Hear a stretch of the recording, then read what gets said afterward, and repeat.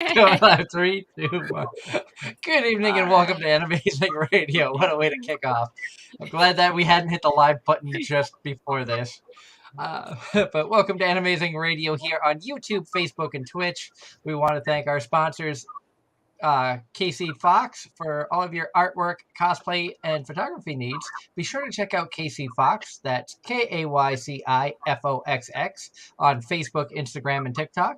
We're also brought to you tonight by Home Circle Media for the latest and greatest in anime gear, everything from pens, pencils, stationery, and officially licensed art books. Be sure to check out homecirclemedia.com today or look for them at an upcoming convention near you. Again, welcome to Anime-Zing Radio. I'm your host, Doug Engler. Joining me in the co-host seat, as always, is our good friend, Miss Angela Rose. Hi, everyone. Darren Starling, I think, is dead. And Again. He's either on a job site or asleep, so he will join us when he can, if he sees the message. But we are honored to have an amazing guest. This is a gentleman who needs no introduction. He's a friend of the show, a familiar face on the show, and the guy who regrets marrying my wife and I for all these years.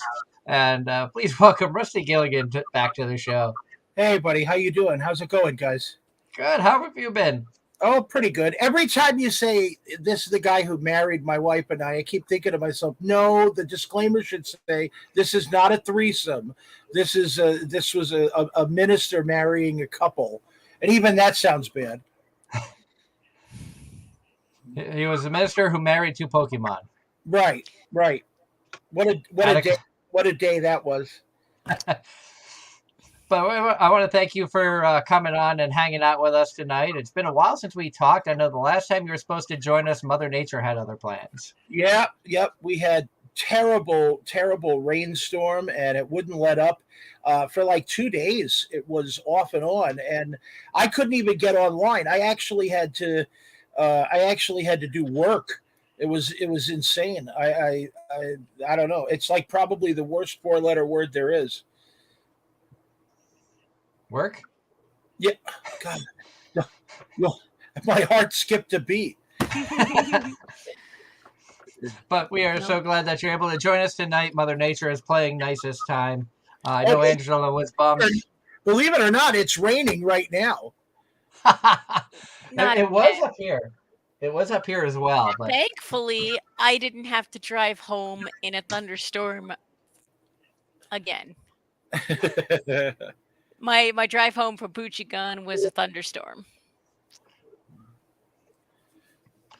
But we, like I said, we're excited to have you back on the show with us. It's been a while since we've been able to chat with you. How have things been? Really good. Been doing a lot of voice work.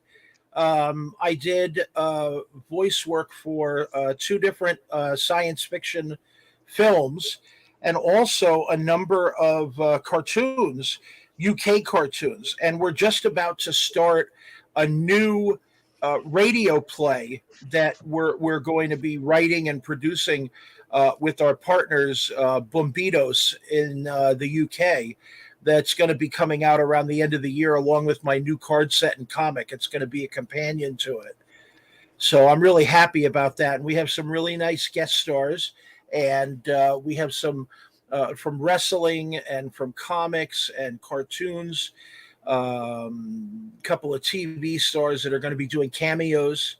So it's going to be very interesting. You know, I haven't really released anything on it yet because it's very, very new. But it's sure to be something to look at. Like everybody touts, you know, I have the best comic, I have the best card set, I have the best idea, and I wish them all luck. But this one is going to be, I think this one's going to be my golden trophy out of all the stuff that we've published. I think this one's going to really, really make people take notice. And then the radio play is going to go on to have small visuals, and we're going to be putting it up for awards, and it's going to be shown at a theater, and it's going to be shown at a couple of conventions. Oh, that's cool. Yeah, I'm excited. You know, I'm a ham, you know that, and I love the acting, and I mean I've been doing it since I was 6. And when it comes to voice work, I don't have to get my butt out of the chair. So I'm even more excited to do that. It's like, guys, can we take a break and then pick up your hot dog and take a few bites? Why does your voice sound different? Nothing. But I enjoy, doing the home studio work. I've had my studio for more than 30 years. So this is going to be a nice season of new work coming up. That's awesome. I'm so happy that you've been staying busy. You have a lot of work coming in. I know that sadly you've had to retire from convention appearances and stuff for various reasons, which makes me sad because we're not going to see you at cons anymore. But at some point, I'm going to have to try to make a trip out to PA to say hi. Maybe someday I'll come back, but it's very hard because the injury I got when I was wrestling years ago got worse and worse and worse. And it made it very hard for me because, the convention life is, you build your table and you stand up and shake hands with everybody. And, I'm very physical. So I get out and I take pictures with people and act goofy and do all kinds of stuff at the table and whatever with the people. And the last show that I did, I wasn't myself. And if if I can't be myself for the people who come see me, I'm just not, I'm not worth seeing. So maybe someday, but right now, nobody wants to see a fat guy with a cane who can't stand up very well and can't do all the things, that I used to do. Because some people come for just that. I actually did a photo op a couple of years ago, and I felt funny just sitting in the chair. Usually I'm sitting there and I'm dancing around and I'm grabbing people and picking people up and on and on and on. Can't do that anymore. So it's not fair to anybody. And I'm sure it's not as enjoyable for you, like you said, because you're not feeling yourself physically. You're not able to do what you're accustomed to, the entertainment. You're an entertainer. I know you love the smiles on people, interacting with people, making sure people have fun. And Angela yawning. That's another thing. No, I'm exhausted. I went to a wedding last night and I have not gotten enough sleep. Well, okay. Well, we'll let the yawning go by then. It's not just because of me. I get it. I mean, I yawn when Doug talks, but it's a little different when I talk. But that's no, it is no. No, I'm just kidding. I know, but you expect me to leave Doug alone to do 2 hours by himself? Oh my God, 2 hours? What? Oh, I thought it. Okay, I thought it was a half hour, but all right. I guess I'll just adjust my fee for the 2 hours. That's all right. That's all right. We'll send the bill to Darren. He's not here to argue the point. So there you go. Yes, but he's dead, so we're going to be waiting a long time for that. Watch us throw up at like the last minute of the show. Hey guys, I just woke up. And then Doug is like, "Thank you for watching Anime-Zing Radio." Oh. That actually happened last week. Yep.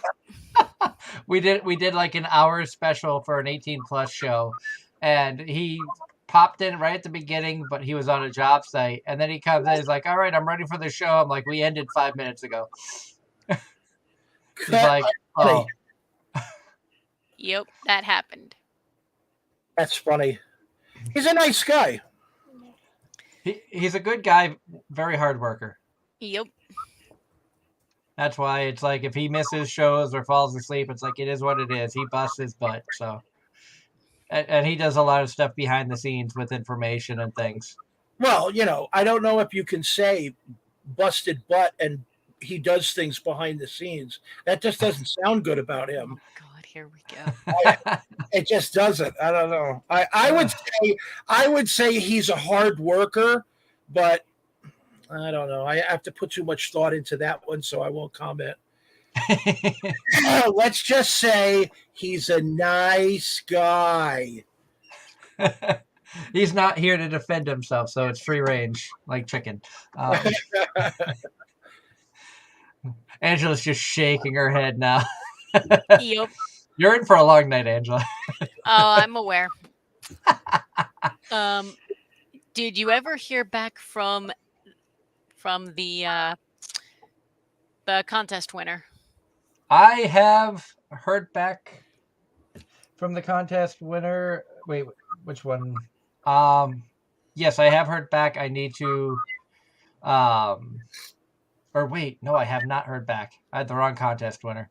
I was gonna say the Wheel of Doom. The Wheel of Doom, we have not heard back from them. Oh boy. So if I don't hear back from them by Wednesday, we are going to be spinning the wheel again. So heads up, PucciCon attendees, you may get a second chance yet again to join us for the interview with Aaron Campbell coming up in a couple weeks. But tonight we are excited about having Rusty on the show. And you've got a lot of projects that you dip your fingers in. You don't like staying still, I've noticed. So what are some of the projects that you've been working on since the last time you were here with us? That you can talk about. That I can talk about. Thank you. That's the important thing. That's a disclaimer I needed. Because we do understand and 100% respect NDAs, but we want you to promote the stuff you can. Well, I just got done. When I say I just got done, let's say the past 6 months, because a lot of times you'll get stuff like, let's say January 1st, and it's not due until like June. And then it doesn't come out until September or October. So recently for me is like, let's see, this is August, maybe the past 6-7 months. So I worked on cards for Star Trek Lower Decks. I worked on a Star Wars set. I worked on a Doctor Who book, and I'm currently working on some Doctor Who card sets right now. And I did, let's see, the voice of a banana for the Bombitos cartoons in the UK. Then I did the voice of a flamingo for their wrestling show. It's a wrestling show with animals, which is hysterical. Then I played Santa Claus and a dinosaur for a Christmas book that they're going to be putting on their channel late this year. And then I played a spy on, which was a very small voice part. But I enjoy that because, you like dip your toe in the water and then run like hell, But I did voice of a spy in the live action movie Zero, which is a zombie movie. And I did some screaming for, which is very funny, screaming and growling for a German horror film that won't be out until 2024 because it's they're doing something different. And let me see what else. And then I did an actual, like a home voice, like what I'm doing now, picture what I'm doing now. But that was my appearance on camera. For a paranormal video, which is kind of cool, and they discovered you weren't normal. Yes, exactly, and it's a pair of pants normal. Trying to think of what else. There was something else that I did that was really cool, that I actually really enjoyed.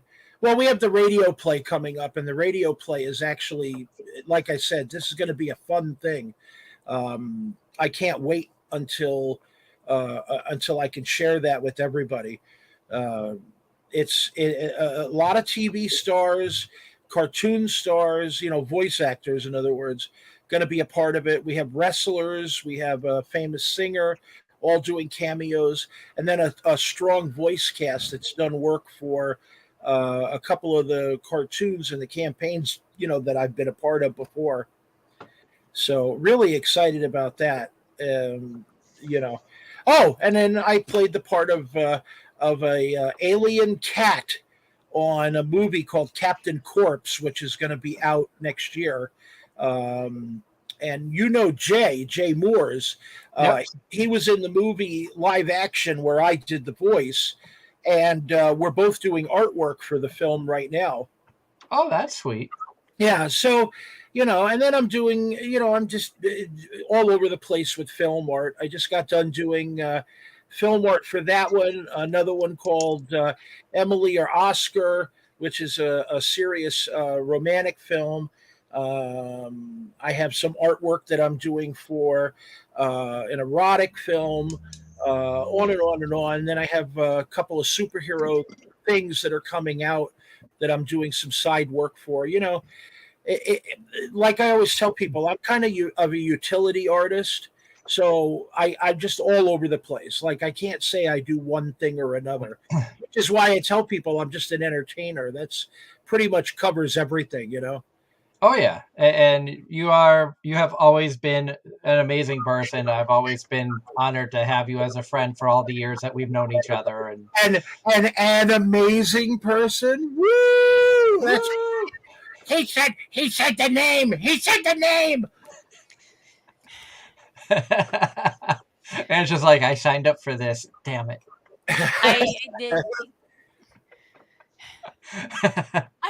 Angela's pretty cool. She hasn't said anything to razz me yet. Unlike Doug. No, God. That's because I've known you for 8 years. And my sarcasm is on 7-second delay. Oh, okay. Are you really that delayed? Is it like 7 seconds? I don't hear an echo this time. Usually it's like 3. No, I'm too. My snarky comments, they're not coming. Oh. She's off her A game, folks. Oh, well. How are we gonna fix this? All right, just drop her. That's all right. We'll find a replacement. Listen, there'll be a little something extra in your paycheck this week. Thank you very much. And he can't replace me. All right, then drop him. That'll be better. He did that to himself. Ow! Oh God! See, now on my screen you switched places, so yeah, he did that on purpose. Now Angela's the host. Wait, why, Doug? Why? There we go. Is that better? Yes. I am not awake enough to be the main host. Not today. So tell me about this last con that you were at. I'm really excited to hear it. Angela, go ahead. The last Poochie Con, is that the one? Yeah, Teaneck, New Jersey. Mm-hmm. The con itself was a good time. The getting there and back, not so much. That's usually the worst. My wife and I would be in the car and we'd be like, oh my God, are we there yet? Hey, let's stop for a minute. And it turns into an hour. And then we're like, God damn Doug inviting us to this show. All the way down. And I'd be like, I can't wait to see Leanne and Doug. No, I picked exactly the wrong exit to try and get off the highway to put gas in the car. That added like 20 minutes, and then the Cross Bronx Expressway, just never again. New York has terrible highways and bridges. It's yep. Maybe you should invest in an electric car. Oh, then you don't have to buy gas anymore. Oh, probably the stupidest thing in the world for someone to say. Someone just said that on the news yesterday. Well, you wouldn't have a problem with gas if you got an electric car. Electric cars are sadly out of my price range. Yeah, right I was gonna say I'd rather pay the $6 a gallon than have to pay like $70-something thousand for an electric car. Geez, I hope I don't offend anyone. And then driving home was a thunderstorm. But at least you were smart and decided to go tap and Z instead of the GW. Well, I was going to get home at the same time regardless, and George W. would have cost $20 less in tolls. Wow. Yeah, the funny thing about the tolls is, and it's not a political thing, but the funny thing about the tolls is it's so mishandled. Like where I live in Pennsylvania, they're like, "Oh, there's a toll, then you got to get on the highway, and it's this big toll, and then you pay as you go off, and on and on Yeah. and on." Yep. It's so expensive, and if you leave, like to go to McDonald's or something, and come back on, you got to pay again. Like it's like you interrupted it and then you go on. When you add it together, it's insane. Yep. I have a friend that's a promoter.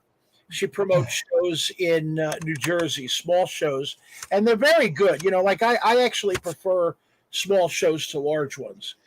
Personal, you could be more personal with people. Oh yeah.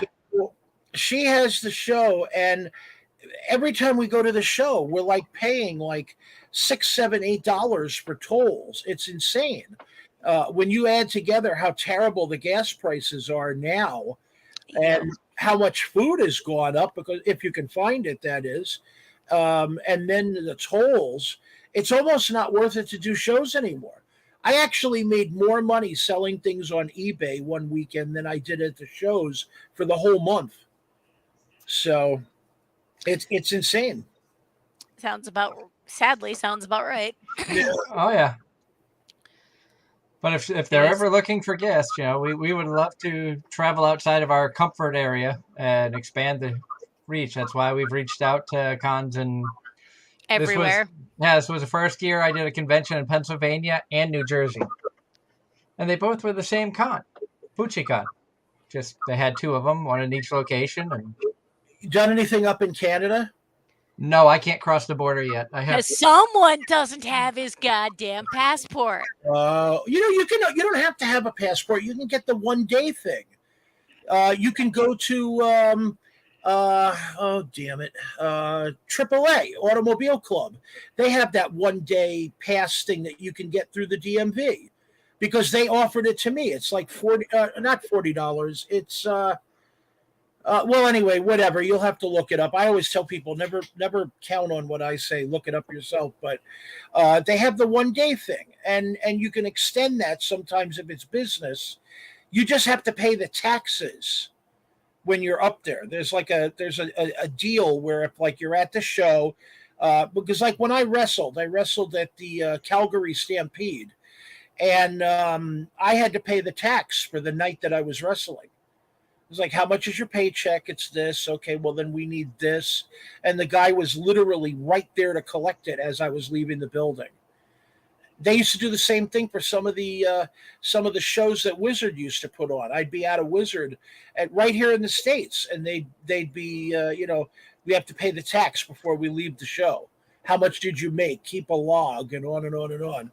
Try looking into the 1 day thing. Possibly. I mean, I personally have never been to Canada, so it's beautiful up there, but they're terrible government. But it's good. I was gonna say it depends on the area. I've been. Yeah. Sorry, I'm coughing so much. I've literally got the fan on me. But if I don't, I will look like I'm standing in the rain, because it is so hot in here right now. Yep. So anyway, go ahead. I'm sorry. No, I love to travel. I've been to Canada numerous times, both before and after they changed the law and required a passport. But I've also had a passport since I was 15, 16. I don't have one right now, but the thing is I don't have a need, so that's really it. They're expensive here where we are. They're very expensive. So no, because when my husband and I got married, we did our honeymoon in Tokyo. So I had to renew my passport with the name change. I had to get a new passport with the name change. Oh. So mine is still good. I need to get one at some point. Yeah, you can actually. The funny thing is, if you got married and you have a name change, you can get a rider on your passport, and it's free. That's a shame that you had to go through that, because when I marry couples, anytime people want to change their driver's license, their passport, or whatever, you could just do a procedure for the name change. For the writer, and you don't have to do a name change on everything you have, but you can still change your name to your husband's last name, or vice versa. Yeah, I do know people that have done it the opposite. Yeah. Personal choice nonsense. Yeah, well, who am I to judge? I'm very old fashioned. I always tell people, I don't care what you do. This is what I do. I'm very old fashioned. I did marry a couple once, and they both took a different name, which was interesting. And then I told them, I said, well, then you're going to have to pay. I think it's $150 for each of you to get an actual legal name change. At this point right now, though, you have to figure out what you're going to say, what you're going to say on, the exit papers here. What are you going to do? So are you taking his name, or are you just keeping your name, and vice versa? And they settled on him taking her last name, which it doesn't matter to me. It's a fill in the blank, So I was like, okay, that's what you want to do. That's cool. But remember, once I put ink to paper, you're done. You can't cross out an official document. No, you cannot. So. Nope. But that's all right. You know how people are. They all, they're all doing stuff. Oh, Doug is getting drunk. I'm not getting drunk. Was that Budweiser? I saw the can. Was it? Life's too short for shitty beer. You know what? We're just going to have to bleep that out in post, okay? What, my Budweiser? Language or my commentary? We don't bleep anything out. Or the fact that we branded something when we really shouldn't be. He's like, God, he's still talking. I need to. Okay. I get it. No, sometimes you just need a nice cold one to relax from a. Like I said, weekend. Life's too short for shitty beer. Get yourself a good one, if nothing else. Budweiser is one of the few beers I can tolerate. You need to try some craft beer, my friend. Budweiser, Heineken. Oh God, Heineken's gross. Labatt. Labatt is one of the ones I used to do in college. I only got introduced to Labatt when I was married to my ex-wife and lived in Syracuse, and it was a common thing to find. Labatt was my mom's favorite, and then my roommate from college who grew up in the same area as my mom is from, that was one she drank, and I was just like, this one's better than any of the other ones you guys got. But and I don't drink at all. This is actually the first drink I've had in 10 minutes. A month, maybe? So I don't drink very often. I've had my fill of alcohol for probably the next few weeks. I am not a huge drinker, but when I get together with friends, I'm a social drinker. No holds barred. Let's just say the filters were gone last night.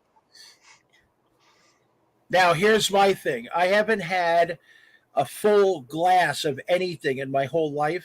The last time I had a sip of anything alcoholic was about 35 years ago. And before that, maybe 10 or 15 years before that. I literally just stayed away from everything when I was a kid all the way up. Never got into it. And I know, Rusty, you were like, we need to have topics to talk about so we don't go all over the place, and we just kind of went all over the place anyway. Yeah. That's what we do here. He's just closing his eyes and sticking pins in the map. That's what he's doing. right now. That's he's got one of those, like when we were in radio years ago, we would have a board and we'd have like little index cards with all of the topics on there, and it'd be like girlfriend, Emmy, Academy Award, what's your favorite chips? It'd be all over the place, and it'd be like signal to somebody in the background. We'd be like, this is getting boring. Come on, and nobody would see it because you're on the radio. So it's like some girl would walk in and like throw a dart, and wherever it landed. So I heard you were doing a show in Boston. That's really cool, and whatever. And then it started to get boring again. Did you hear Led Zeppelin was on tour? Wow, and whatever. But that's what it is. He's just sticking pins in the map right now. Sometimes that's how we do the show. Yep. So let me tell you about my cat. That we've done that. We did that last week. And with Rusty's cats, he created a comic based around them, Mac in Trouble. That's one of my favorite talking points, but I've decided I'm not going to tell you about it. I'll tell Angela about it though. So don't listen. I started working on this comic I'd say about 10 or 11 years ago. And it has animation that's out right now if you go to YouTube. And it's got it's its own comic. It has a newspaper strip. There's even a 7-foot-tall cosplayer that wears the Mac suit. And I always thought that was a very cool aspect. I always tried to come up with something that I thought personally was going to sell the book, and something that would allow people to experience more than just cats.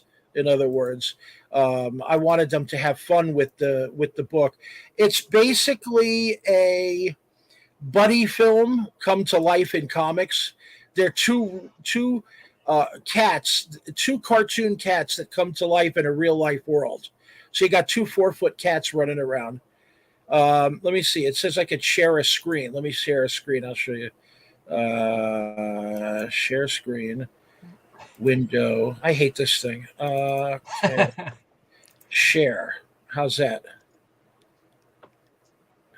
There you go.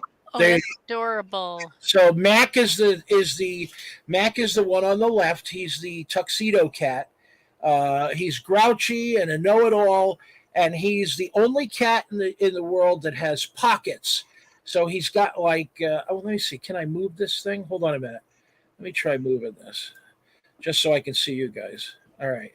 So he's the only cat in the universe that has pockets. So he's like, a tennis racket, a light bulb, nylons, a key. Where the hell does this go? A golf ball. He can't control what he pulls out. The cat on the right is Trouble, and he's a scaredy cat. And he has kind of an unusual power. When he gets either very happy or scared, he teleports. And he usually brings somebody with him when he goes. So we've had good luck with the comic. We've been on tour with it. We've had multiple books, the animation, and there's a movie being worked out right now with my producer in the UK, which is I wanted to say it was going to be out this year, but between the problems of COVID and on and on and on, we've had to delay a little bit. But that's okay because the end result is what's going to count. Like, in other words, better to delay and have a better product than to put it out on time and have it be a steaming pile of rubbish. Right. Well, that's pretty much what it would have been. And they hired some new animators, and we have a good crew. And the voices are great. Aside from me doing a voice, Jay Moores is the artist, is doing a voice as well. And Dan Gorman, who is a very well-known artist, comics, trading cards, sketch cards, film artist. He also does the voice of Trouble. So it's a really really good, it's a really good cast. And then the director slash producer Michael Doss, who works for Bombitos, is a strong industry talent. So he's basically kept his reign on me, because I can get pretty wild with the voices. But Wait, we found somebody that can keep you reined in? yes, yes, he is one tough cookie, but he's really good at what he does, and which is why I love working with him. He's a great guy. He really is. You should have him on your show sometime. We did. Oh, you did? Yeah, we've had him on the show. You know what? I didn't know. There's been a long period where I literally stayed offline for months because I was working on a couple of projects where one diversion and I would be late deadline, and I never missed a deadline yet. So I'm trying to scroll back through, but I know we had Michael Doss on the show. yeah, he's a great guy. It's been a while, but I know that we had him on the show. I was going to say before my time, but that's not saying much. In fact, last time that you actually were on with us for a full show was November 14th of last year with Jay Morris. Oh, okay. And I'm scrolling back. I did my best to escape it, but I said yes. Now I regret it. Damn. I know we've had him on the show, but I cannot find it. Oh, there it is. It was back in early 2021, January 17th. Cool. Well, that I was didn't realize probably I had to scroll that far back. Holy cow. that's probably around the time where I was working on that one film, which I can't talk about right now, but I was working on this one film that was literally like 3 months long. So That's about how long my career has lasted, about 3 months. You say that. yeah, I say that, and we're going on 8.5 years of AZR, so this is absolutely nuts. 3 months. Don't flatter yourself. And we're still growing, which is the good thing. And Yep. and you were asking about PucciCon. We had a lot of fun. The con itself was very enjoyable. The staff, amazing, very good staff members. Jennifer Perez, who puts the show on, she's usually running around like any promoter, going nuts, trying to make sure everything's in tip-top shape. But also, the two cons that we've done for PucciCon were both first-year cons at their locations. It hasn't really had a home yet, so it's moved around a lot in its history. Definitely a small con. How many tables do you think it was?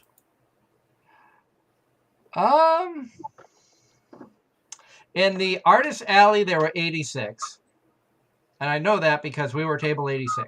I was going to say, does that include voice actor row? That includes voice actor row, because voice actors were tables 1 through 7. Okay. And because in the dealer's hall, it looked like there was less than a dozen. I'm trying to look at the files right now. It's funny while you're looking. That's like my pet peeve that I cannot stand about shows. I can't stand Artist Alley. I just can't. It's to me, it's literally the biggest mistake that promoters make. I call it Artist Alley because it was the voice actors and mainly artists in the grand ballroom, and that had 86 tables.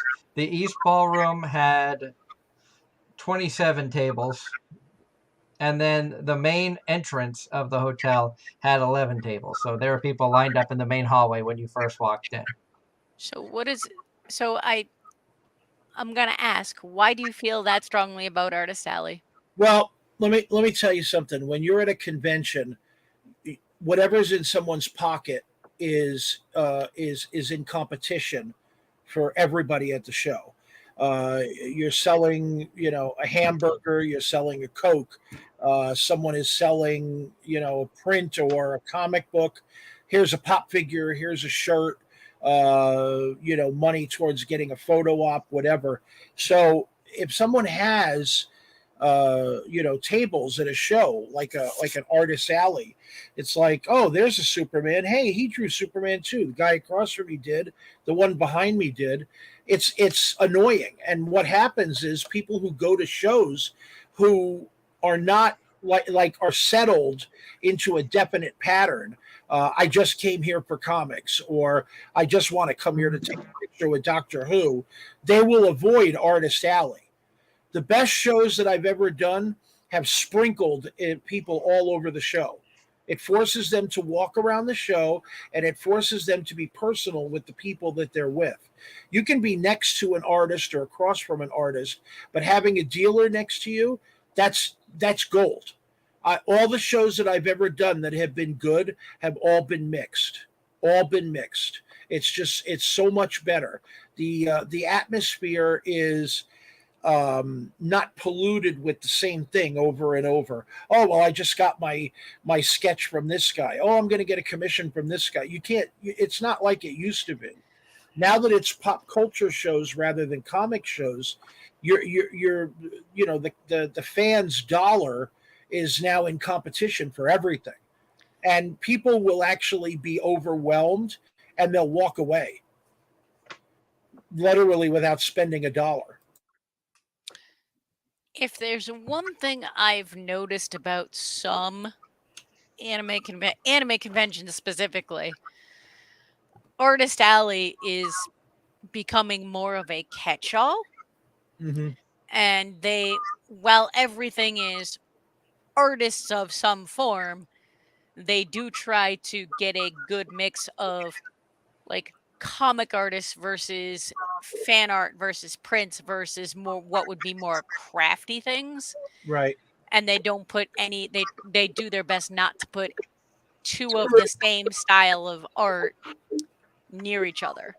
I did Kineticon, and they, I was one of the guests, and they had myself and another comic book artist there, and we were on different sides of the room. And next to me was some podcast guy, and the other side was a dealer of it looked like toys, and across from us was some lady selling stationery, and another one was like a cosplayer, which is odd enough. And we did great.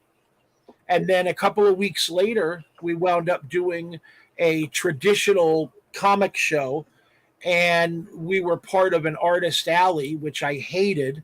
And I told the promoters, I said, you have me billed as a guest, put me in a special section, which I think is proper, or let me know, and I'll just won't do the show again. And we did terrible. I think we probably made $20 the whole weekend. It's just that way, the traditional artist alley was actually artists as guests, and then it evolved into artists that have become dealers. So that's the hard part of it. But see, I've been doing shows for a very long time, so it's just something that I picked up as I've gone along. That's one thing with us, and we want to take a moment to welcome Darren Starling to the show. He apparently is not dead, just muted. But he messaged me, said, what, no phone call? Because usually if I don't hear from him like up to 5 minutes before, I try to give him a phone call, and tonight it slipped my mind. So sorry, Darren. We got distracted, let's be honest. Yeah. But the interesting thing about like doing shows promoting Anime-Zing Radio is, I think, different for us in the fact that we're not trying to sell anything. We're not trying to make money at this time off of shows. We're more of promoting ourselves, growing our brand, getting people out there to know who we are and understand us, especially where I've added the live streams from the table, which you don't see very often at conventions. especially the fact that we have a monitor set up so that people passing by, the attendees, can see what's on the camera. When we're live streaming from the con and there's people in the chat room, people can read the chat. We've had a lot of really positive interactions between chat room and cosplayers, and people genuinely have been excited about seeing that. And I know, Angela, you had experienced that for the first time this past BuchiCon. Yep. As opposed to my disaster trying to actually join the live stream while you were at one con and I was at another. Yeah. That just was a disaster. Granted, I think part of that was the BCEC. Yeah. I actually did that one time. There was this guy was doing a podcast and his partner was at a different show, and one of the guys that he had as a guest was a friend of mine. So I told him, I says, hey, why don't we just all jump in on the same cast and we could say we're from two different shows. It was a disaster, but it was fun. Exactly. Because every time someone talked, everybody else went mute. So it was like one person interrupts or sneezes or there's a cat in the background, everybody's quiet. So it just screwed up the whole thing. So well, I couldn't hear anything, and I was trying to do this on my phone while walking around PAX East. It was a disaster, but it was entertaining. Right. That's funny. Shout outs to Rusty from our chat room here. Hello to R.W. Martin, who has been a past guest on the show, very talented cosplayer. Yep. That's great. And then Creators Outlet there. Yep. Good buddy of mine. So thank you to everybody who's tuning in. We're having fun tonight, chatting with our old friend Rusty Gilligan. It's strange to be like, I've known you for 7+ almost 8 years. Actually, I think it's been more than 8 years. Yeah, it has actually. Yeah. When was Broadbrook Comic-Con? Because that's when we first met. I remember. Wow, I couldn't keep it straight. I have no idea how what year that was. Because I went to Broadbrook in Connecticut. Right. Because our sponsor, Gavin Goska with Home Circle Media, was going to be at that con. And that's when I met you and a few other artists who have been guests on the show in the past. Right. Yeah, I don't remember. I'm terrible with dates anyway, so that's probably that's why we've never dated. Yeah. I was gonna say, can you even remember your anniversary? Oh. Which one? Okay, that's a loaded question. Darren, do you remember your anniversary? Oh God, we're putting Darren. We expect Darren to be coherent enough to answer questions. He's not here. I'm perfectly awake, Nah, especially since I didn't get a phone call. Now to me, I don't know if you guys hear it, but to me, I can't hear Darren at all. I could hear him. It's all bass on my side. It's like the Charlie Brown, Peanuts thing. Hi, Darren. How's it going? Yep. So, hi, Darren. Hello, sir. No, I'm just razzing you.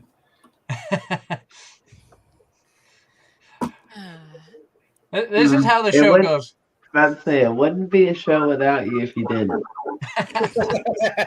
Yep.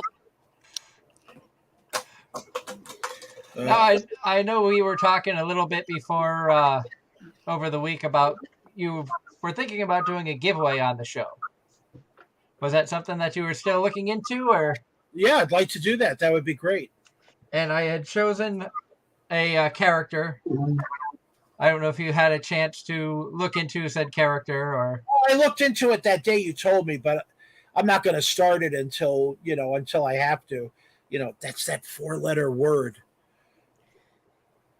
That 4-letter word that all of us have to do tomorrow that I'm not going to say. Yeah. Yeah, tomorrow I go back to my 8 a.m. to 11 p.m. schedule. I'm off tomorrow. Well, Well, aren't you just special? You're off every day, though. Mentally off. There's a reason there's just me and the radio after 11 o'clock in the mornings.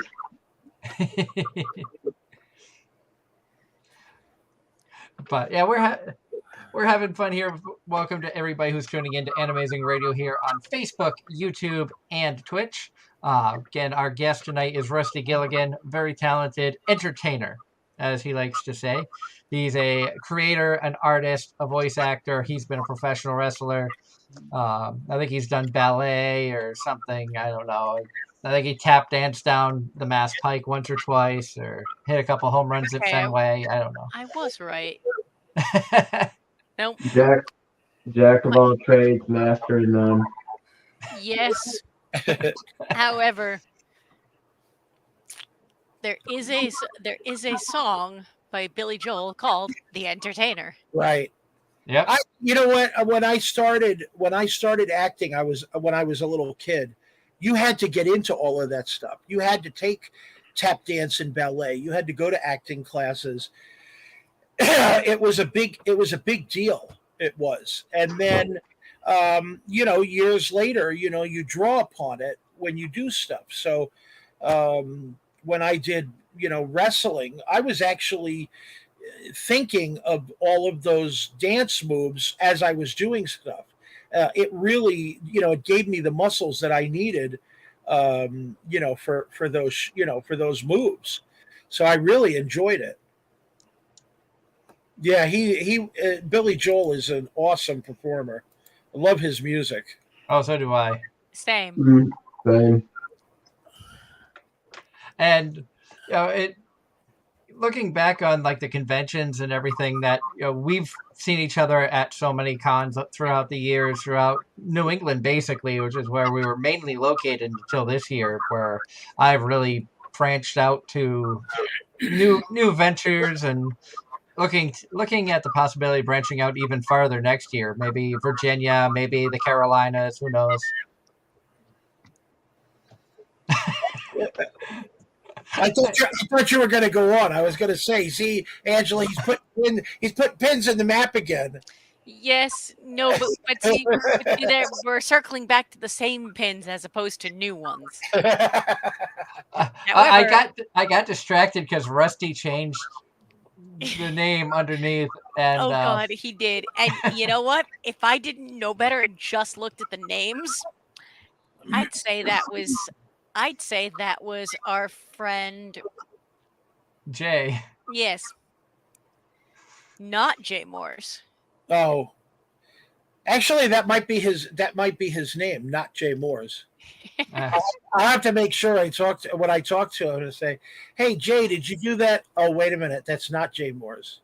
Oh, I'll have to talk to him. Yeah, Jason, another JM, but not Jay Moore.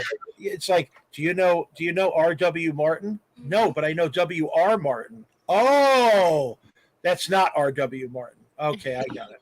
I understand. I know the man of a million costumes. Yeah. And the one with the feather boa is his favorite. Go ahead, Ange. Hi, Ross. Hi, Ross. I was gonna actually make this relevant, but since we've brought up Jay Moore's, rumor has it that Rusty did art on Jay Moore's recent project. Fair. Yeah, I love working with Jay on his new game. It's called Fae, F-A-E, based on his books, and really cool game. I actually haven't been a game player for years. Like, when you're in comics and stuff, there's a certain part of you that's like, I played Dungeons and Dragons when I was a kid versus, I played Super Mario when I was a kid. I actually straddled and played both because I really enjoy games. So when I had the opportunity to do artwork for his game, I was like, dude, this is cool. I got to draw, regular animals, and then I did some of his fairy work, which I thought was really cool. I still actually have to do a couple of pieces for him. So the $1 million question: have you gotten to playtest the game yet? No, I wish. Unfortunately, and I know that Jay understands, but unfortunately, I have no time. I wake up in the morning, I check my schedule, I check the calendar, and it's like, for example, Friday, which is a typical weekday. I'm in the studio from about 6:30 all the way until about dinner time. So I don't have that luxury. And on the weekends, I start at around 1 and usually go until about 8. Now today I started at noon, and if you count this, look at how late it is. Yep. Wow. And we have a cat. She has to get her attention in. Uh, it's like, get me down, get me down. I'm not union. No, we did because we did a playtest of Faye a few weeks ago. Yeah. And that was actually a lot of fun. We did a special midweek show. No, and, that was not. Oh no, that was a Sunday That show. was a Sunday show. That's right. Yeah, it was a 3-hour show. Yep. 3 hours. Wow. That's great. And it was my first time. If you saw any of the rules, like if he gave you guys like rules to print out or whatever, that's all my art. All of the icons for fire and water and the diamond icon and all the animals and everything. That's all my art with him. And then we also inked. I inked his pencils for a couple of the gnome pieces, and I still have a couple of animals that I have to get him too for the project. But we did a lot together. I would say probably maybe 30 or 40 pieces. That's awesome. And Yeah, well, I love working with Jay. He's fantastic. he is, and I hope they had fun this weekend. I know they were at Mid Hudson Comic Con down in Poughkeepsie, New York. Yeah, I saw a couple of pictures. I hope he did well. Unfortunately, I just did not have the funds or the mental capacity to travel down there because there's actually 2 cons within 4 hours of me that I could have gone to. And a month ago, I was thinking I could go to both.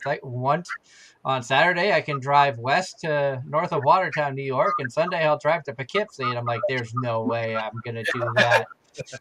You know how many times I've had to split my weekends. Oh, I'm going to be at one show on Saturday and I'll be at the next one on Sunday, and it never works out because the busier day is always the day when I'm not there. So. But we do hope that all of our friends who were down at Mid Hudson Comic Con had fun. The one regret that I have of not going is I would have loved to have met Ryan Bartley, who is a very talented voice actress. One of her more notable roles is the voice of Ram from ReZero. I know Ram gets all the love, but Ram was the other sister of the 2 maids. You've probably seen cosplayers of them. Maids, one with one with blue hair, one with pink hair. Oh. Which I always laugh, like, my wife and I have had discussions of why is Ram and Rem so popular when Amelia is the best looking of the 3 of them. But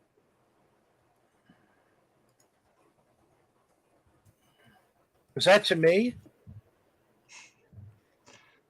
I'm kidding. I heard pink hair and I just kind of like, whoop, that was it.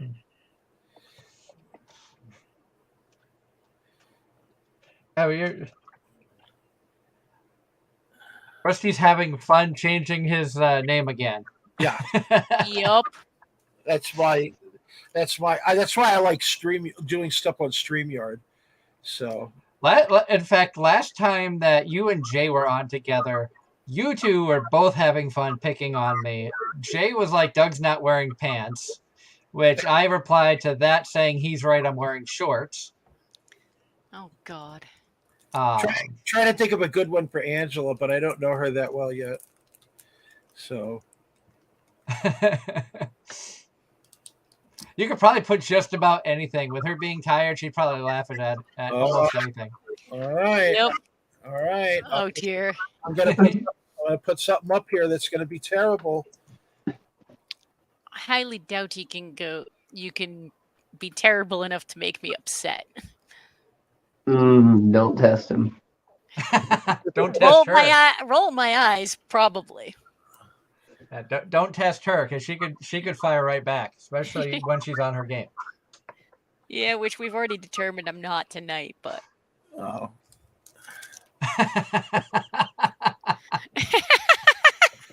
Okay, that is a good one. I'll give him credit for that. So what is RW saying? Jay and I worked on my comic. Oh yeah, Bisbick Hines. Jay and RW and I all worked on the same film, the Captain Corpse film recently, and we're going to be working on something coming up. Actually, I just got a phone call, text, message, whatever you want to call it, yesterday. So that's cool. Something coming up. Yeah, I enjoy. See, the funny thing is, I've worked. This is my. I started working in '78. So, I mean, you can pull out your calculator for that one. But I've been working been doing it for a long time. And, I enjoy working with friends. I've got a lot of companies that I've done work with that I enjoy. I enjoy working with Tops. I started working with a French company called Studio Thwip, which is very cool. Artists Assemble with Bianca Thompson, and then Bombitos in the UK. I like working with those companies, but I've become friends with those people. After a while, you have taken so many orders and done so many assignments that you're like, it's hard to do it anymore. So I like disappointing friends better than disappointing art directors. So that explains why he hasn't worked with me yet. Yes, it does. Although I'm not in that industry, so. Yes, but we keep bringing up that 4-letter word. Yeah, well, Well, I made it a 6-letter word, so it's okay. It's past tense. Not technicality. Past tense means nothing. So the point is we said that was a bad word. Yes, it was, and it is, and it shall always be. So this new card set that I'm going to be working on, it's something a little different from what we normally do. You're going to be the first one that I'll actually share information with. But the new card set is it's called Sketch Jammers, and it's a tribute to the Golden Age. And it's not just a card set. Let me see if I can I expand this a little bit? Let me see. It's awful small. Hold on. Close enough. Anyway, it's not just a regular card set. This is actually like a gift set. There will be trading cards, fold outs. There's going to be the radio play, which is an hour long, which will cover what 30s and 40s radio was. Picture like a Shadow or a Lone Ranger or a Captain Midnight broadcast. Musical interludes and news reels and war commentating, etc. Much in the style from the Golden Age, like a War of the Worlds type broadcast, but more with superheroes of the time, like Daredevil here, or the Black Cat, etc. Then there's going to be stickers. There's going to be fold-out cards. There's signed photos and prints. Then there's going to be some vintage items like a membership card that has a code on it to decode messages, like they did in the 30s and 40s. There'll be toys that'll go along with it, and a top secret package that everything's put in. This is literally a love letter to those people who like the Golden Age, and it's not. It is new things. It's also a mixture of old things as well, so it's going to keep be grounded. Um, if you guys remember comics back in the 70s to 90s, in the back of the comic you'd see like a Hostess fruit pie ad with the superhero like Captain America or Spider-Man catching the villain in like 3 panels, and then everybody breaks down and has like a Hostess fruit pie. They used to do things like that in the Golden Age for memberships to clubs. Drink your Ovaltine, donate metal at the scrapyard for the war effort. We'll be having ads that are be mock-ups, ads that have never been seen before.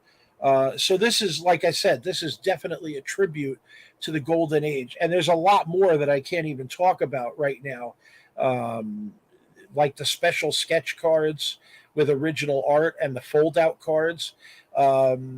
You'd be surprised what the end result is going to be. I'm looking forward to seeing more about it because I know that in the past, Casey Fox has done work with the sketch cards, and they always look amazing. All the work that you get, the amount of talented artists and creators that you bring together for these sets, always blow me away. I'm not very artistic, so I appreciate art because I can understand how some of the process of what goes into it. So Leanne's work has been great on some of our sets in the past. And I know that she is getting back into the vending side of things. She's getting her she's got a lot of creative ideas and stuff, so definitely reach out if you want her on a card set. I definitely would like to have her do something for our set. Not you, but I would definitely like to have her do something for this set. I can't do a stick figure. She drew our logo, so it's like that's where the talent is. I sit here and talk to myself, and people can watch me do it. So people would come up to me at shows and they'd be like, "I can't draw a straight line." And it's like, neither can I. That's why I have a ruler. People don't understand that when everybody can do a certain kind of art. It doesn't have to be pen to paper. It could be be just about anything. Sculpting, or like Angela's very good at yawning. I mean, that's a very, very amazing talent. Oh, God. Here we go again. I don't have anything to put it on. I feel bad because normally when Rusty's on the show, we have like a figure of some sort sitting up here, but I don't have any boxes or anything. But who was it that had the figures all over their bed, peeking up the skirts of the characters that we were on? Was that Darren? That was Darren. Oh my God. Which one of you did that? I did not.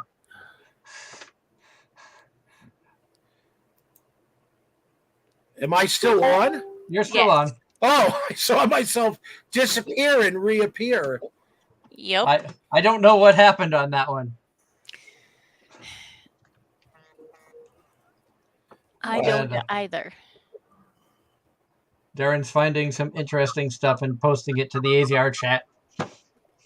Oh, I saw one of them earlier today, but I couldn't hit share before my feed reloaded. Well, I found one as well. Now, the fun part of having Rusty on the show is we always go all over the place. We never stay on any particular topic, which is that we do not. Which is par for the course with us. Oh, like you said, I'm going to be doing one of his card sets coming up. He had cards done, and I'm going to be redoing the cards and redesigning them for his modern audience. So that's going to be a lot of fun.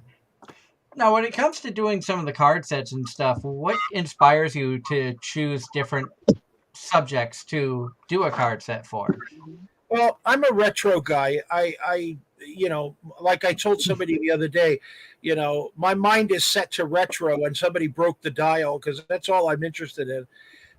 When we did the Wizard of Oz set, it was literally a love for the movies and a love for the creator. And when we did the Sexy Scary Space set, it was all based on pulp magazines and pulp fiction. Deciding on when to do, deciding on like what sets and when to do them, that usually comes from the fact that I do, I've done advertising on the side. I used to own a firm and done advertising on the side for many years. And I always look for an angle. Is it related to a holiday? Is it related to an anniversary? Or on and on and on. And I thought to myself, this set is just perfect for this coming year, because a lot of public domain characters are being forgotten. Like certain characters, like everybody does a Daredevil, everybody does a Black Cat, that kind of thing. But there are a lot of characters that are being ignored, and great creators who worked on them, famous names, and they've either passed away or have just passed away. So this Golden Age set is timely for us. We actually have another set in the works that's coming out on the heels of this. It's based on 3 books with beautiful artwork of King Arthur and the Knights of the Round Table. That's cool. Yeah, that is cool. It is. It's gonna be a lot of fun. There'll be sketch cards. There'll be a poster where you can actually place the cards in the poster. And there's actually going to be a special item that's going to go along with the set. And that'll be out like late next year. We try to space them out because, companies like Topps, which is a great company, or Upper Deck, but they put out like 10 card sets a year. And a lot of times it floods the market. It makes it very hard when you're, a small press studio, like I always do, small press, and you're competing against 5 other card sets. You have to have that proper blend. So I try to release only like 1 or 2 things a year.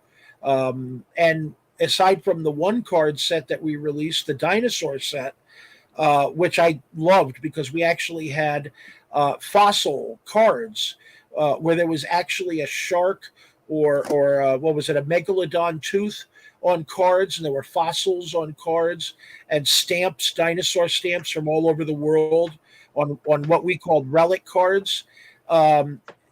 We really didn't do anything for about a year. People couldn't afford it, and we appreciated that.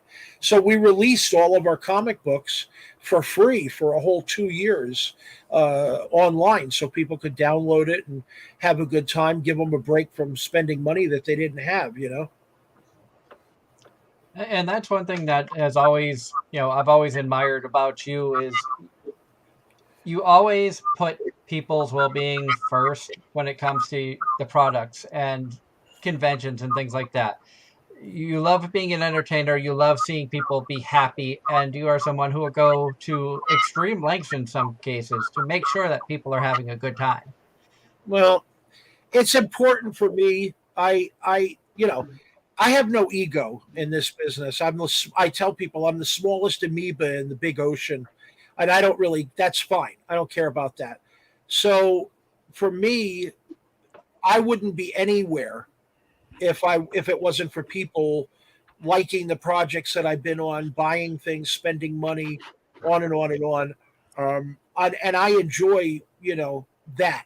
Being an entertainer is like being a policeman or a fireman, in my opinion. You have a duty to your fans. You have a responsibility to the people that you're entertaining. They're going to pay $1. They deserve $10 in return. And that's the way I've done everything, regardless of if it was screaming in a horror movie and not getting credit, or when I wrestled. And one time I wrestled for a bucket of chicken, no joke. But we were on the road, and the wrestling promotion asked me if I had my state athletic commission license, and I said yeah. And they said, "How'd you like to do 2 televised matches? But we can't afford to pay you, but we can give you dinner." And I said, "What's dinner?" And he goes, "A bucket of KFC." And I said, "Hell yeah, I'm Russell." And I wrestled both matches, and I walked out with that damn fried chicken, and I didn't care who knew it. But my responsibility was I walked out, wrestled the first match and won, wrestled the second match an hour later, got hit in the head with a chair, and the referee disqualified both of us, and we fell through the ropes. And as I was walking out, some old lady hit me with her purse as I was walking up the aisle. So that damn chicken was earned pretty well. So, and then again, I worked on Marvel movies, and I worked on Doctor Who, and I worked on Walking Dead, and I've gotten great paychecks, and it's nice, you know. I mean, most of it goes to the electric bill, but it's nice, you know. So I want to make sure that people get more than what they paid for, which is why when I go to shows, I would give away free trading cards. I would sign anything for free. All my photo ops were for free. Sometimes I would do sketch weekends where I would do commissions for free, things like that. And I would give people discounts if they bought more than one thing. You know, it's not going to kill me. You know, long as my bets are covered, I'm okay.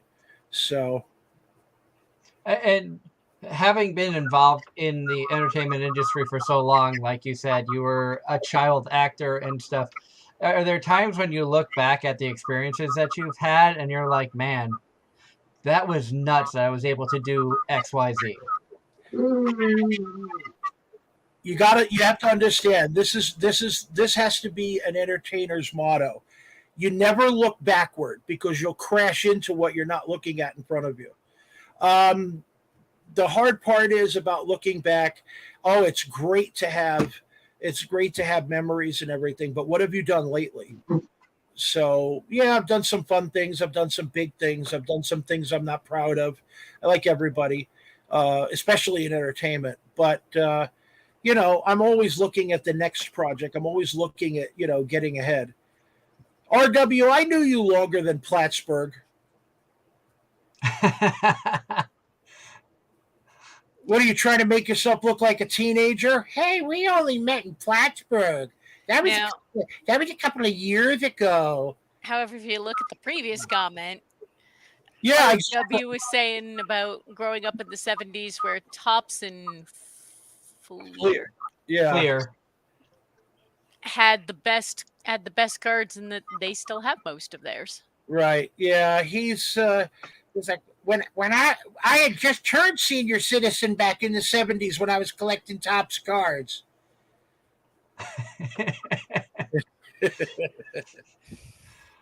Oh, God. And Darren says he is surrounded by waifus, which is not a surprise. And Rusty says Darren is asleep covered in anime goodness. Yes. I was going to say anime goo, but that didn't sound right, so forget it. I was afraid to put it. Would not have been wrong. Like, Doug would have been like, oh my God. Doug, what's the matter? YouTube banned us. How come? Goo. Again. Again. You were banned from YouTube?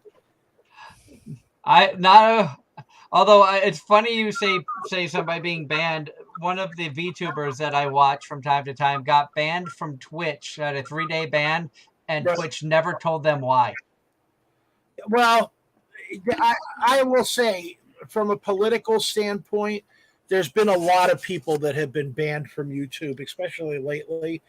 I feel like they're a content provider. They're not a creator per se. And I don't feel like they should, you know, there's a freedom of speech issue that bothers me, censorship issue that bothers me greatly. Let's say the four of us are sitting at a table. Each one of us orders a different dinner. That doesn't mean we don't like the other dinner. It just means that's our choice for the minute. We could argue and complain about a law. It could be anything from the headlines. I won't name anything, but it could be anything from the headlines. Our positions could be different. I respect that you have a different opinion than I do, and it's okay that you have a different opinion than I do. It doesn't mean that I want to be, I want to convince you of mine, and I certainly won't change my mind of yours. I just look at it as, I'm glad that you have it, you feel strongly about your opinion, and that's okay. Because at the end of the day, I just go home with my opinion. I don't have to live with At yours. the end of the day, so long as no one is spreading misinformation. I also take umbrage with the term misinformation. I get that people have that mentality. There's everything from lying, misinformation, cancel culture, on and on and on. But the funny thing about it is that you have to believe what you want to believe. And You choose to say something that people disagree with, it's okay. I don't have to agree with it. I don't have to change my opinion just because of something. yeah, That's how I've always felt. It's okay to be different. My family was very racist, and I'm not. And I've had some terrible experiences where it could have changed my mind. It didn't, and I don't believe certain things that my family came up with. And some of my good friends, I work with a person right now who is just a terrible, terrible. I'm not going to say what it is, but a political party. I don't have any problem with her. She can say whatever she wants. It's none of my business. The check cash is the same. The work goes over the internet the same. Hi and goodbye is said the same. All the other stuff, comes from the stable floor, and I don't really care. So that's it. Otherwise, I wouldn't be working. I do what's called job stacking. Certain jobs will pay hundreds. Certain jobs will pay thousands. Certain jobs are free. and When I sometimes all you get is a free dinner. Yes, but the thing is when I stack all my jobs and put everything together, I average them out. So one job that's worth 1,000 and one job that's free, that my average is about 500 a job, and that's how I treat them. And I don't really think of the people. The only thing I will not work on, and I've worked on some amazing projects, and I've worked on some terrible projects. The only thing I will not work on is anything political. I have been asked to do anti-Hillary, anti-Trump, anti whatever comic books, trading cards. Cracked Magazine offered me a job doing some Trump cartoon. I said no. I had a chance to be on a cartoon and do the voice of a political character. I said no. Right now, people are digging up tweets that are 10 years old. When the pendulum swings back the other way, as it always does, they'll find work that I did 10 years ago and come after me for it. And I always tell people, I'm an open book. Look at my record. I've never even gotten a parking ticket. I don't care. People can't dig up one thing that I've done that they can complain about. My career means that much to me. So I have no complaints over all the times that I've known you, the conventions, and hanging out, and Nope. it was great. I think it was the last Plattsburgh Comic Con you had come up for. We all went out to the Jade for dinner. You were able to join us for that, and I think you joined us for breakfast on Sunday morning as well, which yes, it was fun to have you out there and just chat away from the con, away from the tables, and just that breakfast was an eye opener. It really was, because that's where I found out that you were a card carrying communist, and I thought that was amazing. I told you, don't go back to Cuba because they won't allow you back. They either won't allow you in or they won't allow you back here. But you said you have to have those cigars and those 50-cent hookers. But that's okay. I get it. I thought you wanted to go for the vintage vehicles that are still rolling around there. Yep. And then he asked the waitress he said, "Let me give you a tip," and she goes, "Okay," and then he tipped her. I didn't know she was going to hit the floor that hard. God. But and when you and the worst part about all that, folks, is when he's saying communist, all I can think of is, so what if I like Saga of Tanya the Evil? That's the anime mind that at work. See,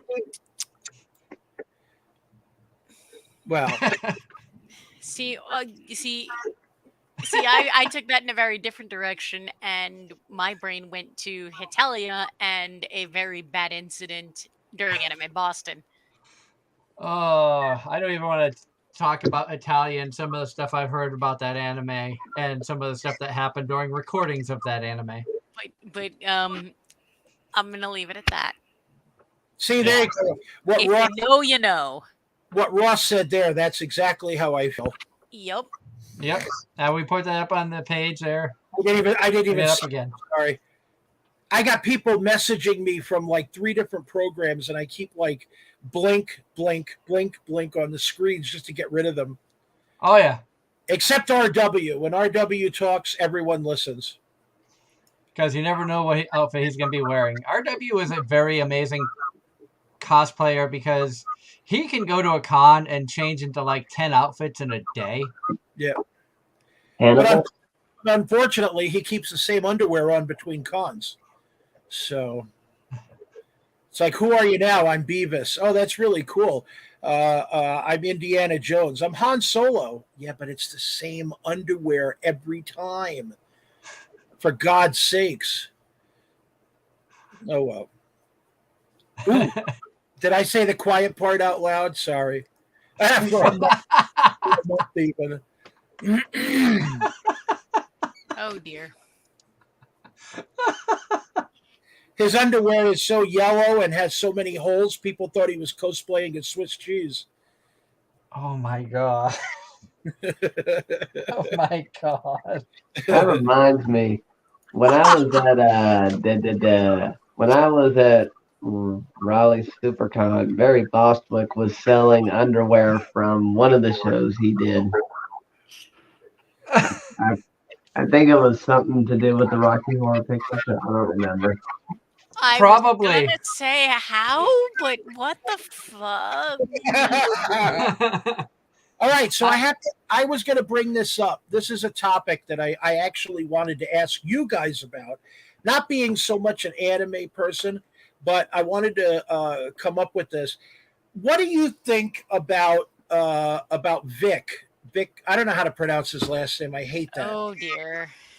Mignona? Vic Mignogna. Mignogna, thank you. What do you think? What do you think about the controversy with him? People are saying him not going to him not appearing at shows, like being disinvited, and people picketing because he's at a show and all the nasty stuff. What do you think about all that? This is a subject that we really have never talked about on the show for various reasons. You know, setting personal feelings aside, just based off of the information that I have read from multiple sources, things of that nature, he has been known for misconduct and inappropriate behavior with female attendees and coworkers and stuff for many years. It's not like it was something new. I've heard 10 years ago, I was hearing reports of people being weary of Vic because he's a little bit inappropriate at times, and you know it also falls into the subject of I've never been around Vic. I've only had a 30-minute chat with him on another radio show as a co-host. He was fun to talk to. I admire the work that he's done. Mm-hmm. You know, he got successful for his work for a reason. He was a very successful voice actor. Right. Very talented as an actor. But you compare it to sports. There are very talented athletes out there who are absolute crap people. You know, you can go through the history and find, you know, there was a New England Patriots tight end who's in jail for murder. Very talented and successful tight end, was on a Super Bowl winning team, but and then you've got somebody who should have now I'm not even going to go there, and I'm more amused with Ross's comment here, comparing this line of talk to Bruno. We don't talk about Bruno for those who have seen Encanto. We don't talk about Bruno. We don't talk Um, about Vic. Oh, no. but to kind of Oh, personal. RW wants me to share this with you guys here. Oh God.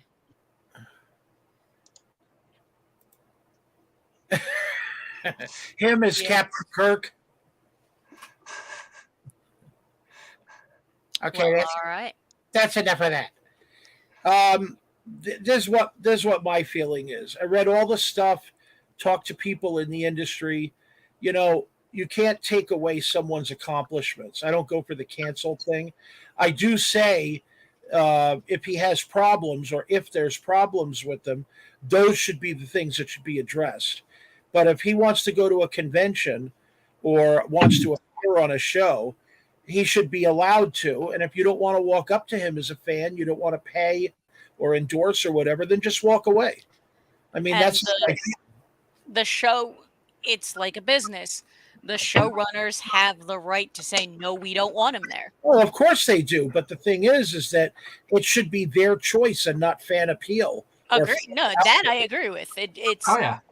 if the show organizers decide they don't want to deal with they don't want him there for whatever their reasons, that's their right, and the fans need to respect The decision of the decision convention and- promoters and, you know, and for the conventions where he is at, if you don't want to see him, don't see him. It's that simple. There's no reason to be a jerk about it on social media. There was a show that was in Florida, and they advertised that he was going to be there, and it was all over social media. You know, I mean, literally, Yeah. you can't do anything, and it's not all over the place, no matter how small you are. Right. So obviously, big name and controversy follow him wherever he goes, and people were like, you know, somebody took out an ad in the local newspaper, and people were talking, and there was people on TV, local news in Florida. It was all over the net, Comics Beat, and all these stupid sites were saying stuff, bounding into comics, on and on and on. So the promoter turned around and says, if you don't like it, go to another show or don't go to him at this show. There's more than just one person there. There's more than just one booth. And you could do whatever you want. And they didn't change their mind, and they still had a successful show. And that really should be like the business model for everybody.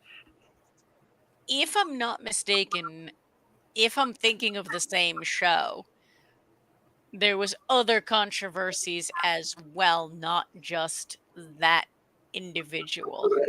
I have no idea. I hate to say it, but because it's out of my area per se, Yeah, no. I don't really have I don't have the wherewithal on it. The past couple of years, there's been a lot of drama pertaining to conventions because there's some conventions that now are requiring with COVID they're requiring masks and vaccines, Right. and there's a lot of people that are making a big deal about that. And then you've got events that are not requiring anything, Right. and and regardless of what the conventions do, someone's turning it into a way bigger deal than it needs to be.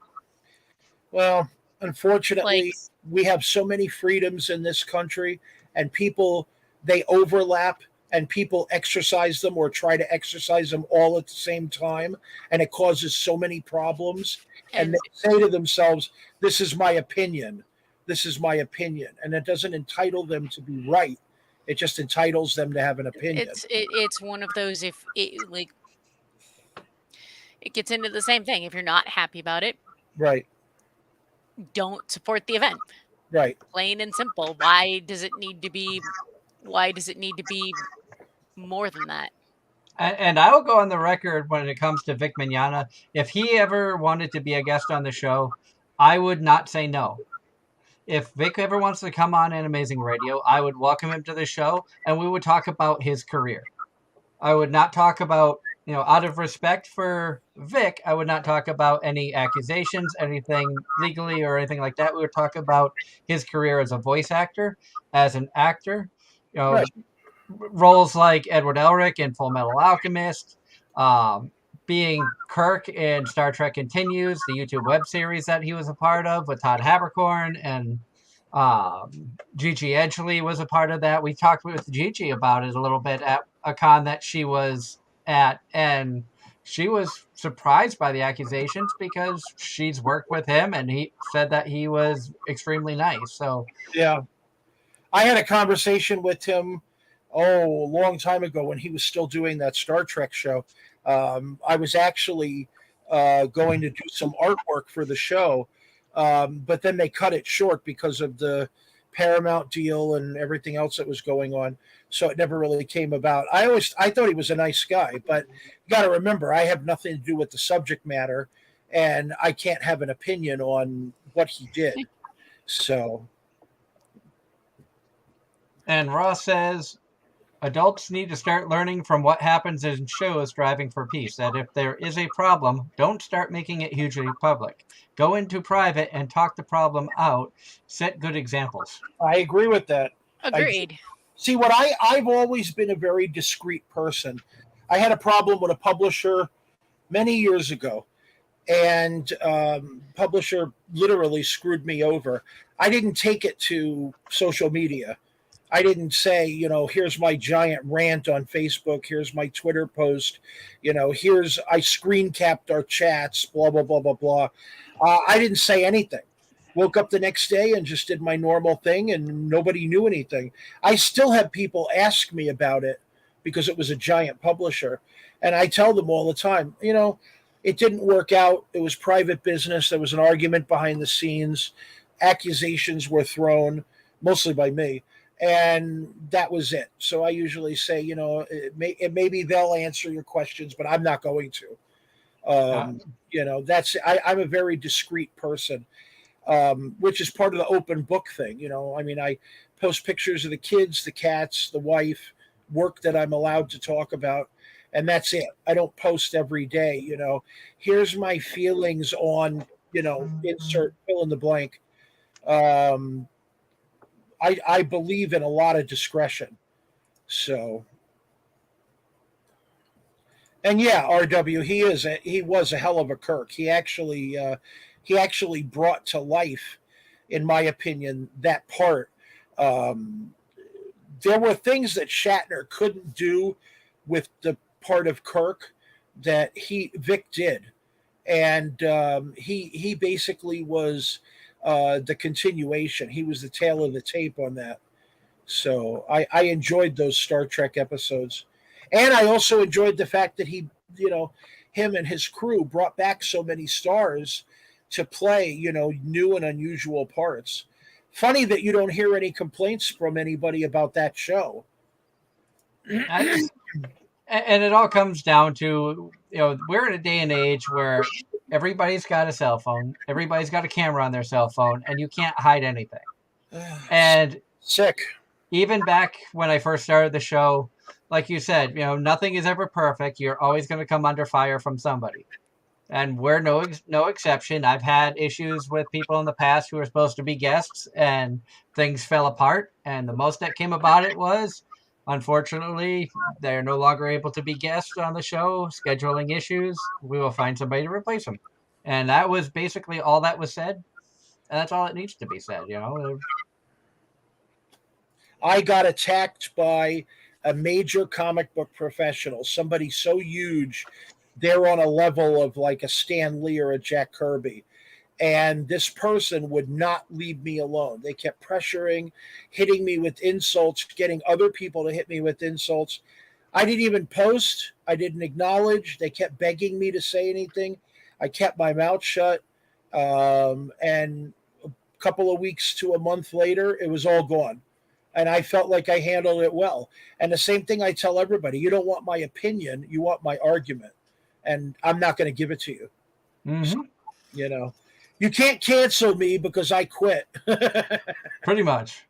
And RW says, I met Todd Haberkorn in Idaho at a con. He was awesome, which having had the honor of interviewing Todd 4 times between this show and Crossing the Void Radio that I was a part of as a co-host, and finally getting a chance to meet him last year at Kineticon. Todd is an amazing individual. He genuinely loves his fans, and um, I would love to have Todd back on the show. No questions asked. Would love to have Todd back on the show. Love the work he's done. Have a lot of respect for him. For those of you who don't know the connection between Todd and Vic, Todd was Spock in Star Trek Continues, Right. the web series. So, which that going back to the Hetalia reference from earlier that Ange made, talking with J. Michael Tatum and who was France, and knowing that he had an episode where France has to explain the birds and the bees to Italy. He then had free reign to say whatever he would. And so he decided, knowing that was going directed at Todd, who was voicing Italy, he just went into in-depth stuff of what things he would do, which he happened to be outside the recording booth the day that Todd was in there recording the opposite end of that scene and getting that bomb. Todd came out of the recording booth, saw J. Michael Tatum, turned and ran, Tatum said, which I started laughing, and I said, was he dressed as Spock? He goes, no, but that would have made it even funnier. So just think that's the quirkiness of things that I've talked to some of the amazingly talented voice talent that we've had on the show. And of course, that was pre-pandemic days, and that was back in days where they could, have fun and leave bombs for each other and stuff. And with a lot of the takeovers, and I know that you're not big into the anime side of things, but I'm sure you've been hearing Sony purchasing Funimation, purchasing Crunchyroll, purchasing Right Stuff Anime, which is a merchandise retailer. It's going to go the same way that WWE did when they purchased all of the smaller wrestling organizations. It's the same type of thing. People don't like it.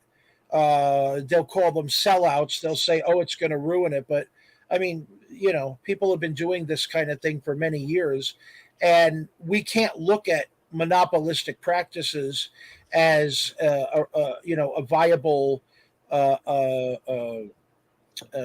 resource anymore. At this point, nobody is really pulling monopolistic practices.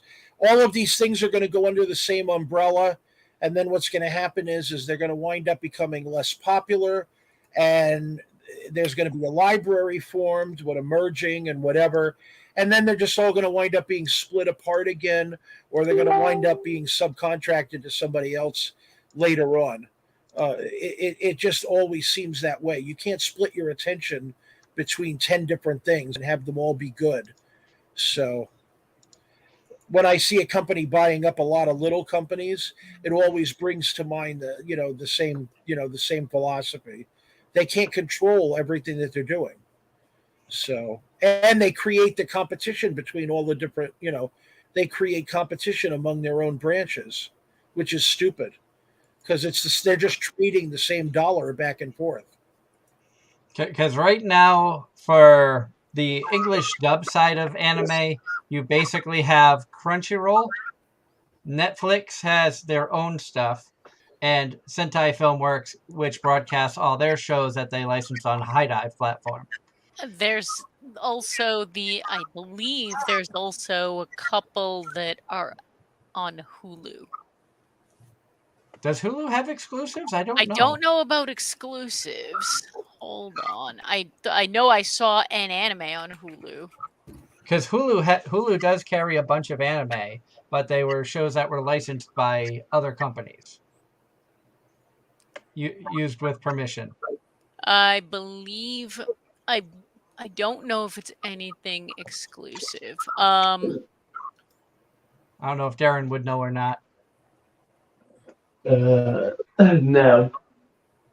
There's nothing Hulu exclusive. Because I know, like, Netflix has Netflix exclusive anime.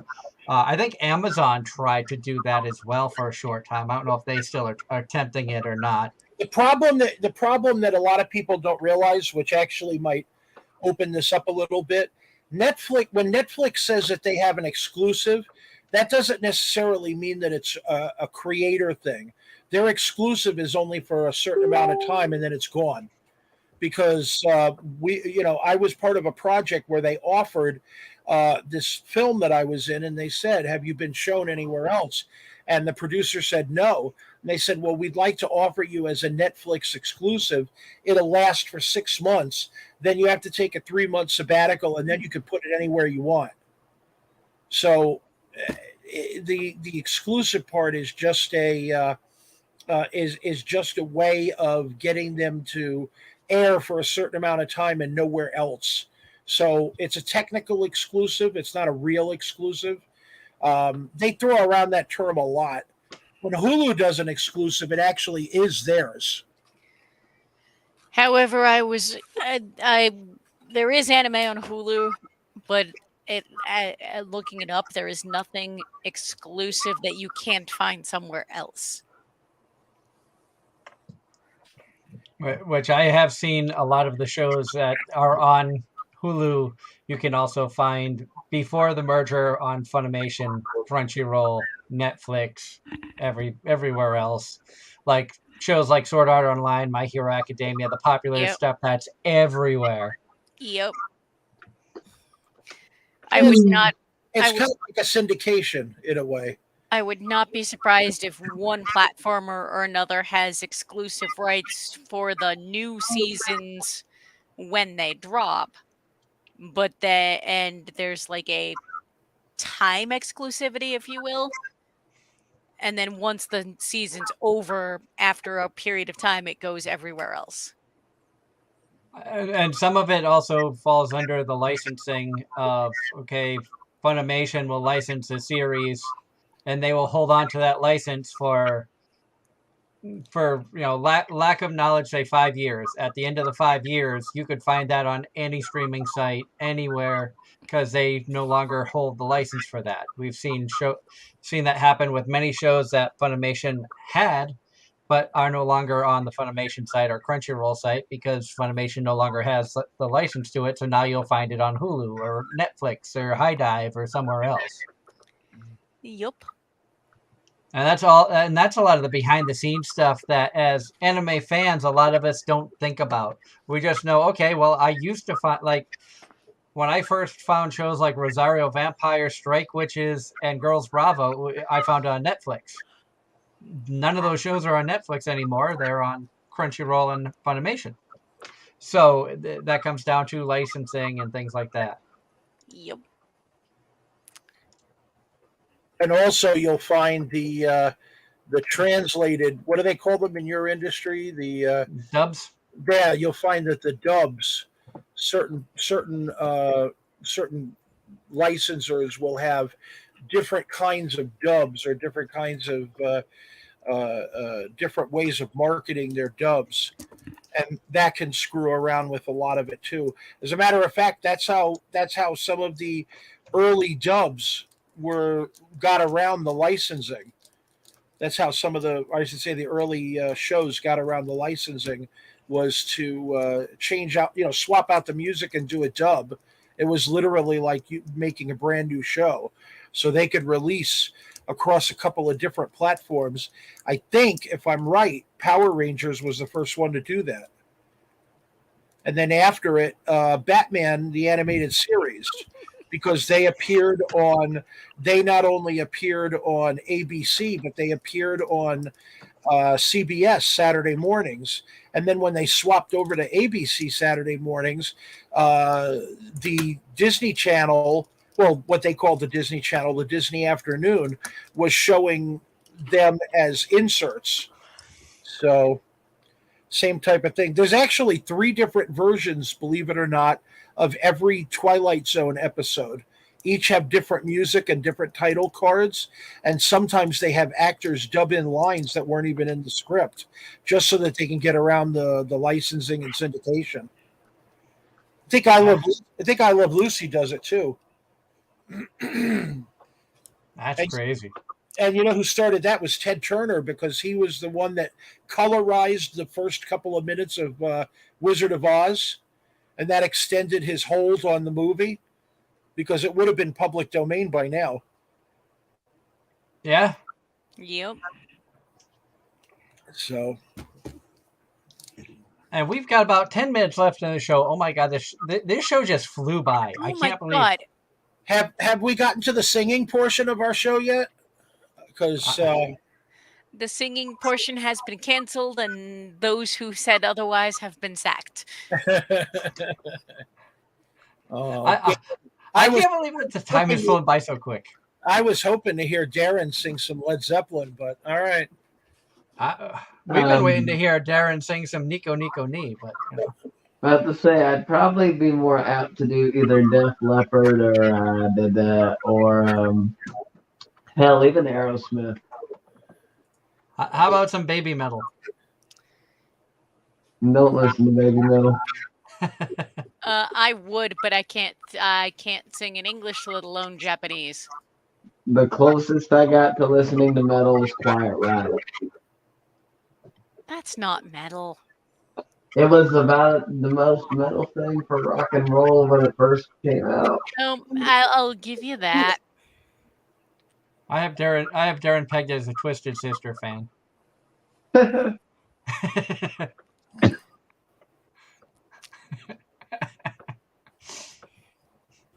And she shakes her head. AC/DC? I do love AC/DC. I do. That's my favorite of all time is AC/DC. AC/DC and Sammy Hagar, my favorites. I like some Metallica stuff. You're Not drunk. all of it, but some of it. You're drunk. Go home.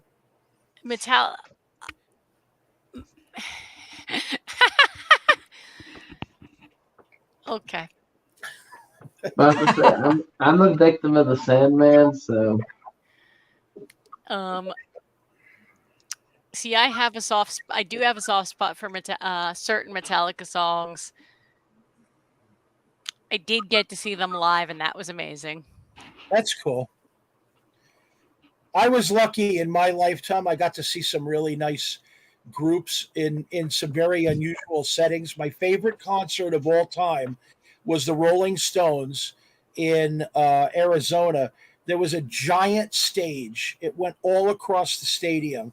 And while they were singing Honky Tonk Woman, 50 strippers came out, and 25 went to one side and 25 went to the other, and they were stripping and dancing while he was singing. And then the fire department actually brought fire trucks into the stadium and started squirting hoses up in the air because it was so hot. It was literally starting to get dark, and it was 101 degrees. And people were dying on the outside. And they actually had to make it like artificially rain because it was so bad.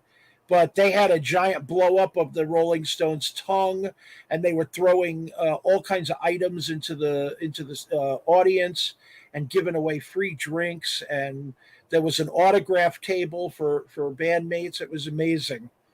Probably the best concert I've ever seen.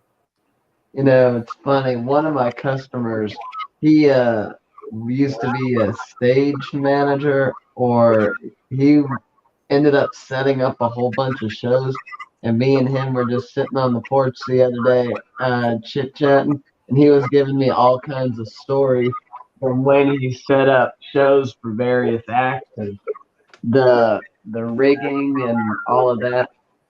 And I think he said Garth Brooks kind of left a memorable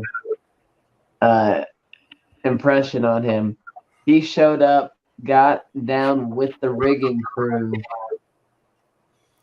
did all the work, came and to him and fussed him out about his stage not fitting onto the stage or his setup not fitting onto the stage that they were on because it was short X amount of feet, and just ripped him a new one. And then my friend basically told him to know he's not getting his way, yada, yada, yada, yada, yada. And he just went off. And then next thing you know, they're all laughing in his face, saying, "We were just pulling your leg." And he just like he was one of the most down to earth guys he's ever come across. Hmm. No, And also, earlier this year when he did his Baton Rouge concert, they actually caused a miniature earthquake. There were so many fans in the stands moving around. I think that was like a 1 point or 2 point something earthquake they caused. But then again, there was 100,000 people. Wow. That's awesome. Yep. I have Most people I ever. Oh, go ahead. I'm sorry. No, I have a lot of concert stories. I've done a number of them, but I don't have anything that can top any of that. I just know that my first concert was the Monkees reunion Oh, that's concert in the early 80s. And it was Mickey Dolenz, Davy Jones, and Peter Tork. Mike Nesmith did not tour with them for various reasons. awesome. Right. And I grew up a huge fan of the Monkees.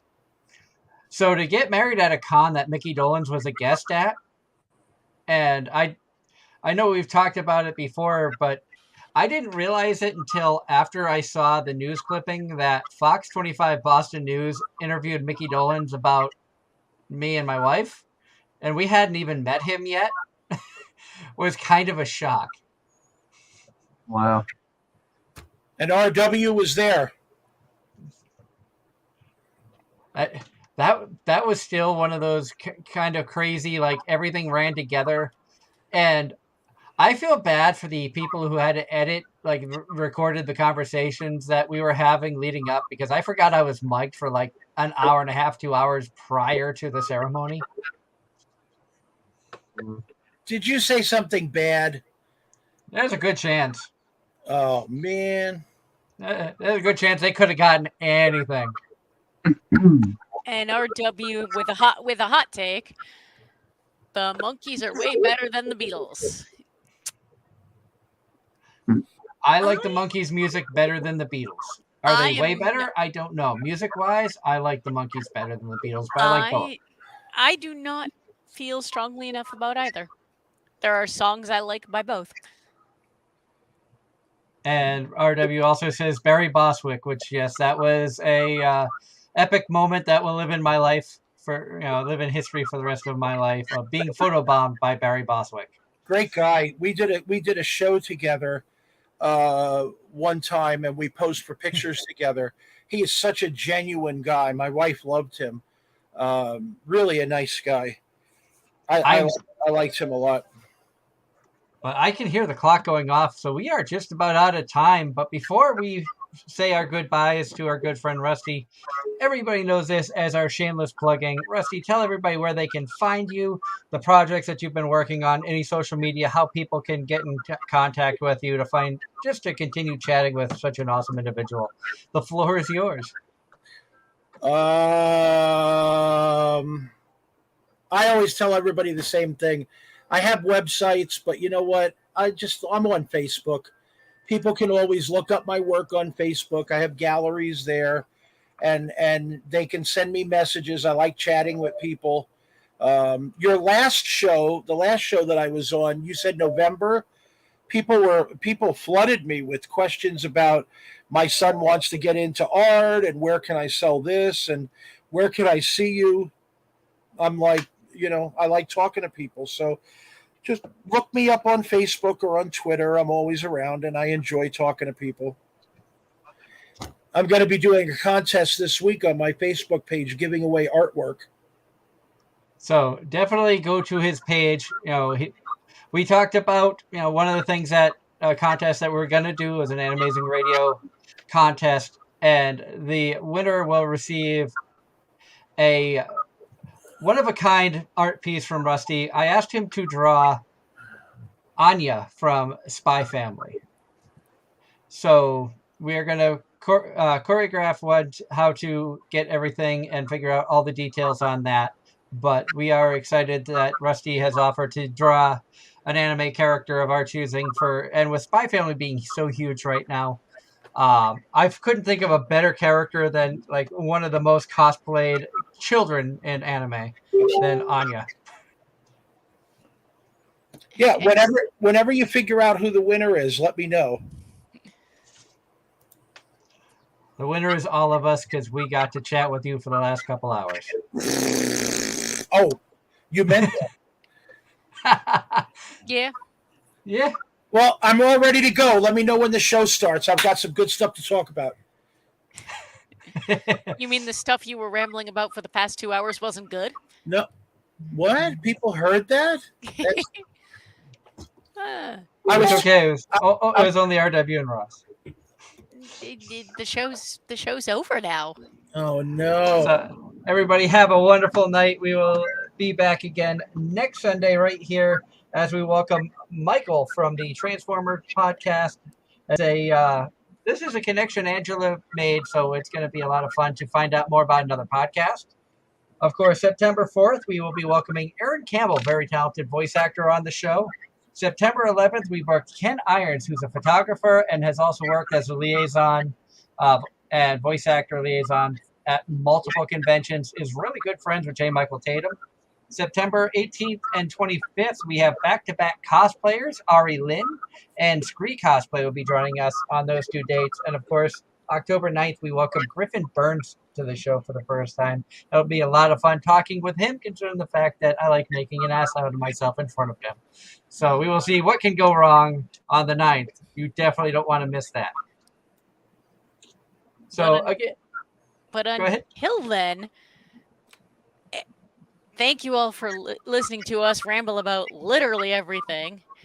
Stay safe. Have a wonderful rest of your night, and we'll see you next time. And one last note, this Wednesday, we are going to be doing a Smash or Trash special. So it's probably going to be an hour or 2 hour thing. I know Darren's going to be joining us. Angela, I think you had some plans that night, which is fine. So we may have somebody join us for that. The last couple have been interesting, so you don't want to miss this because I have no idea who Casey is going to put on that list. No clue. She likes putting traps on there, and fortunately, Darren and I both have escaped being caught by the traps. This time. So until Wednesday when we do a Smash or Trash special, which is probably going to turn 18 plus because they usually do. I hope everybody has a wonderful night, like Angela said. Stay safe, and we will see you right here Wednesday for Smash or Trash, and next Sunday when we welcome Michael. Have a wonderful evening, everyone. Bye, everybody. Night.